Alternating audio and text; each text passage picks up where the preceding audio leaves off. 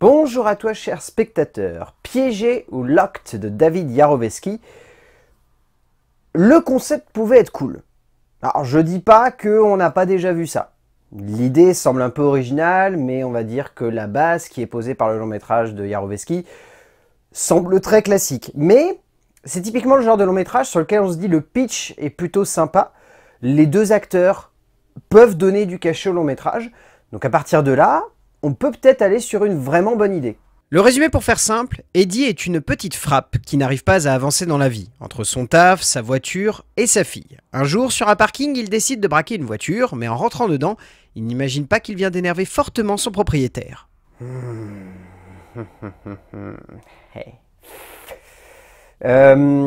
y a de l'idée.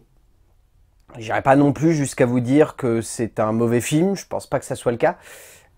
Mais il y a quand même une sensation de facilité devant le long métrage de Yarovesky.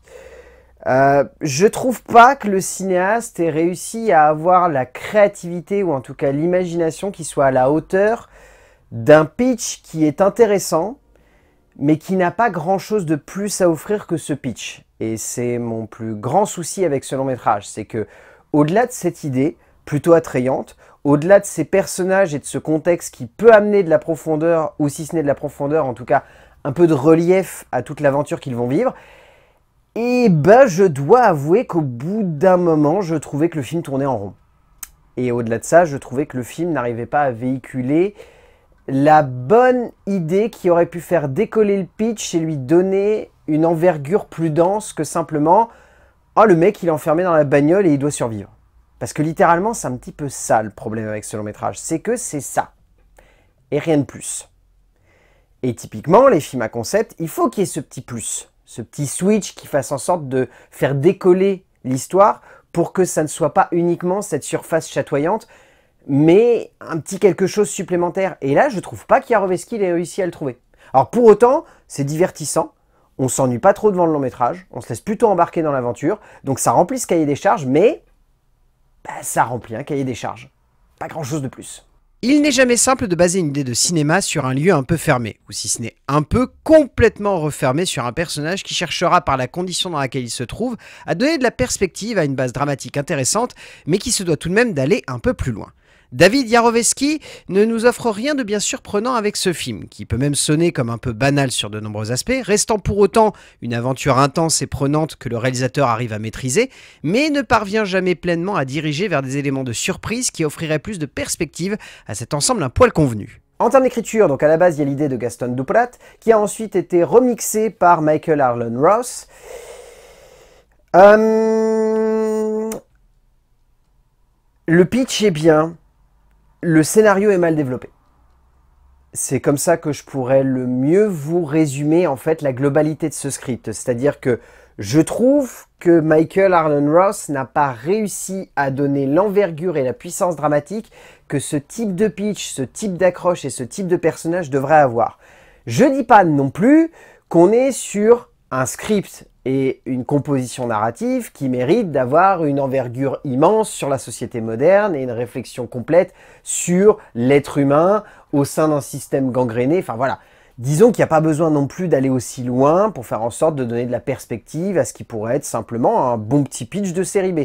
Mais, comment dire, je trouve que le film manque de relief et d'intensité quand il s'agit de faire en sorte de faire évoluer les deux personnages principaux. Disons que de manière globale, les deux héros, ils n'ont pas beaucoup d'évolution au fur et à mesure que le script avance. Et c'est ce qui me dérange un peu. Ça aurait été intéressant de voir peut-être leur rôle s'inverser, ou de jouer sur une ambivalence de point de vue qui soit beaucoup plus drastique, beaucoup plus intense, et qui du coup amène une nouvelle perspective par rapport à leur progression, ce soit en termes de relation, ou juste en termes de ligne directive d'un point de vue dramatique. Mais le problème est que devant ce script, eh ben, on a un scénariste qui ne sait pas vraiment comment correctement développer son histoire. Et du coup, avance un peu à tâtons en se demandant ce qu'il peut faire avec ses protagonistes. Et le problème, c'est qu'au bout d'un moment, en tant que spectateur, on voit un petit peu les grosses ficelles, on voit les facilités, on voit les côtés un petit peu évidents de cette structure. Et du coup, on n'est pas surpris par la tournure que prend le script. Et ce qui est un petit peu dommage. Arlen Ross ne réussit pas à donner une nouvelle dimension dramatique à l'idée de Dupolat, et on sent que dans ce moment de composition dramatique, ce qui manque ici c'est un panache, qui aurait réussi à donner un peu plus de dimension et de rondeur à ce qui sonne comme un thriller un peu plat. De là à dire que le genre du fantastique aurait dû être convoqué par le scénariste, il n'y a qu'un pas, mais on sent que malgré son envie de vouloir bien faire, malgré son besoin d'emmener son tout dans une direction efficace mais assez simple, le scénariste américain n'a pas su comment construire la bonne réflexion autour de ce héros, autour de son parcours et autour de son avancée dans ce monde. En termes de mise en scène, alors David Yarovesky, donc je me souviens surtout de son travail pour Brightburn, qui est un petit peu dans le même esprit que ce long métrage là, c'est-à-dire que c'est une idée et que derrière il n'y a pas forcément grand chose de plus. Encore une fois, j'avais sauvé à l'époque, je me rappelle, le fait qu'on sente que Yarovesky, il avait envie de pousser son idée dans un retranchement où on sent que le réalisateur voulait s'éclater, et en un sens, ça faisait un petit peu tenir le film. Disons qu'il se passe un peu la même chose avec Piégé. Je sens que le cinéaste, il a envie de se marrer, qu'il a envie de s'éclater avec sa mise en scène. Je pense notamment à ce premier grand travelling circulaire qu'il y a dans la voiture.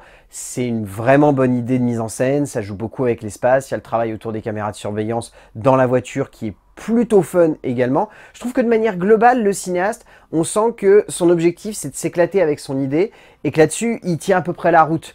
Le problème, c'est qu'encore une fois, on est typiquement sur le genre de film où, vu que le script ne suit pas forcément la composition de la mise en scène, on aura beau saluer le travail de scénographie que propose Yarovesky ici, j'ai jamais la sensation que le réalisateur arrive à pleinement s'éclater sur son projet, ou en tout cas, si ce n'est s'éclater, à pleinement aller jusqu'au bout de son idée, jusqu'au bout de sa conception globale de film.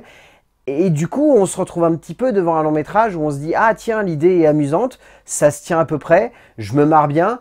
Mais quand on arrive à la fin, on se dit aussi rapidement que le tout, il manque un petit peu de peps, il manque un peu de pêche, il manque un petit peu de dynamisme, il manque de nouveauté, enfin, il manque de trop de trucs en fait. Mais de manière globale, je peux pas non plus dire que je me suis ennuyé devant ce film. Je me suis pas ennuyé devant le Piégé. J'ai trouvé que le film, de manière globale, il m'a plutôt entraîné, je l'ai trouvé amusant, je l'ai trouvé fun, je l'ai trouvé décomplexé.